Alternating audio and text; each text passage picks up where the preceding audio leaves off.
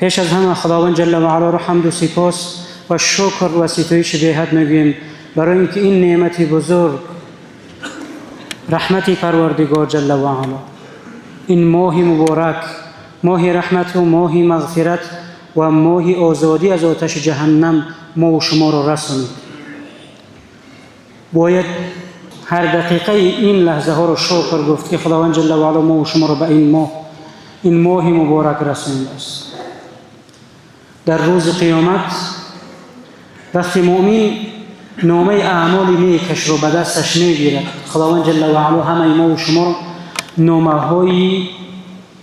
نامه اعمال نیکمون رو به دست راستمون بدهد.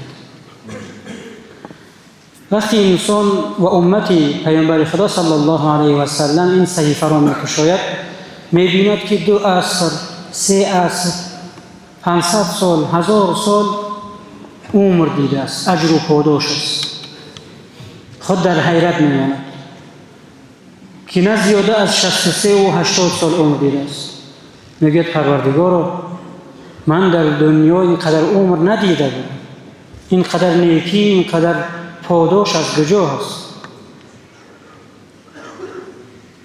ببینید در جواب گفته می شود که انسانی که شب قدر و این ماه مبارک را خوب استفاده میکند، استغفار میکند، نیکی میکند، توبه میکند، پس در حقیقت به این بزرگی میرسد. خداوند جل و علا خود در سوره قدر بعد سوگندها و به سوگندها میگوید که لیلة القدر خیر من 1000 شهر، و درستی که شب قدر بهتر از 1000 ماه است. اگر من خطا نکنم این 1000 ماه 83 سال و 4 ماهش. اگر ما و شما 10 تا شب قدر رو دریافتیم، یک پاداش برادران عزیزم در این ماه مبارک برابر به 700 والله یضاعف لمن یشاء، خداوند به هر کسی که بخواهد به حساب میده. چگونه است؟ در آیت از قرآن آمده است اگر انسان یک نیکی میکند برای او 10 پاداش داده میشه،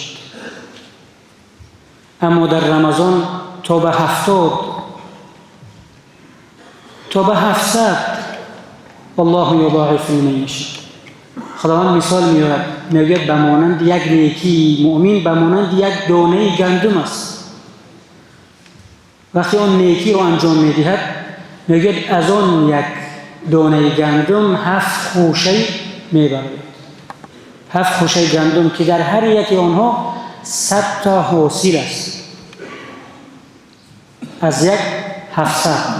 والله یضاعف لمن یشاء. و هر کسی که به حساب در راه خداوند نگاه نکرده، اگر در راه خداوند صرف کند، در حقیقت خداوند جل و علا با او همین خیلی معامله کرد. اگر ما حساب کردیم، جدا کردیم، دادیم، خوب است، خدا هم به ما میدهد. اما اگر ما به حساب اگر دادیم، خداوند جل و علا برای ما و شما به حساب میده. چند عمل صالح هست که تمامی خطاها و لغزش‌ها و گناه‌های گذشته را می‌آمرزد. یکی از آنها برادران عزیزم این روزه ماه مبارک رمضان است. هر کسی که روزه می‌دارد، فسق و فجور از بدگویی‌ها و عمل‌های زشت دست می‌کشد، از روی ایمان و اعتقاد و امید روزه می‌دارد، من صام بالله، خطا نکنم اگر حدیث چنین است، پس میگه یغفر الله، خداوند جل و علا تمامی خطاهای او را می‌آمرزد. نوبسته ما چند ساله اگر خوب نوبسته که گناهانمون چقدر است. در حدیث قدسی خداوند جل و علا میگوید اگر گناهان فرزندان آدم به اندازه زمین ها و آسمان ها شود، زمین و آسمان ها شود، اگر به مانندی کف ها و موج های بحرها زیاد شود، اگر استغفرونی، اگر از من طلب آموزش بکند، به من بر بگردد، توبه کند، از این عمل زیش دست بکشد، من او را می آموزم ولا ابالی و هیچ پروایی نبود. خداوند جل و علا ما و شما رو خاتمه به خیری نصیب. خداوند جل و علا با ما و شما و فرزندانمون خاتمه به خیری نصیب کند. خاتمه به خیری بسیار مهم است. حالت آخیر، لحظه های آخری که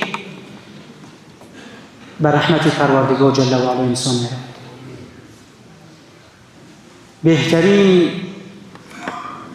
سفر یا مرگ همونی است انسان بگد لا اله الا الله، یشهد ان لا اله الا الله و ان محمد رسول الله، و مرگ بالای بگید. و بدترین مرگ همون مرگی است انسان بالای گناه جانش گرفته شد.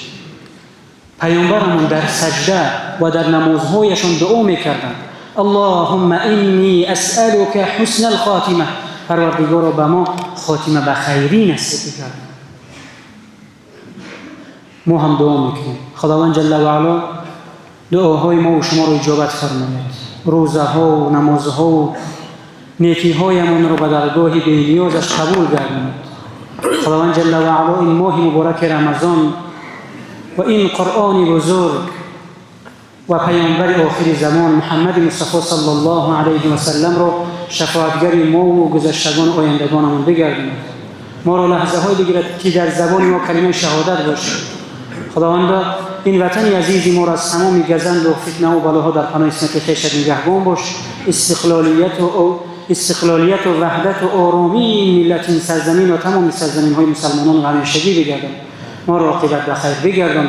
و صلی الله وسلم و بارک علی سیدنا محمد و علی آله و اصحابه اجمعین برحمتک یا ارحم الراحمین.